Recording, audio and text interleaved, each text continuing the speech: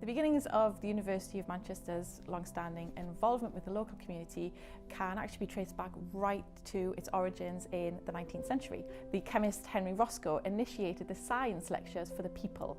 Now, Roscoe delivered these lectures alongside very eminent colleagues in what was known then as Owens College. Local audiences, literally numbering in their thousands, turned up for the lectures on topics that were very, very varied, such as the indestructibility of matter, spectrum analysis, our cold fields, the unconscious action of the brain, even the natural history of paving stones. Now, the lectures actually ran for 13 years and were gathered together and printed, and they were really successful in profiling the science and the engineering of the city.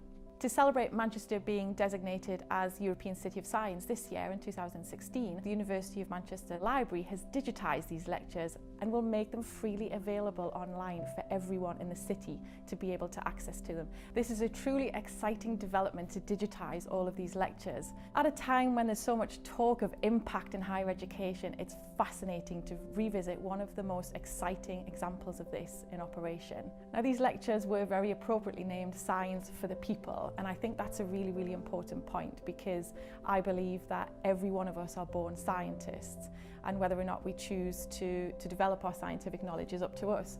But these lectures actually helped everyone to develop their scientific knowledge for a penny.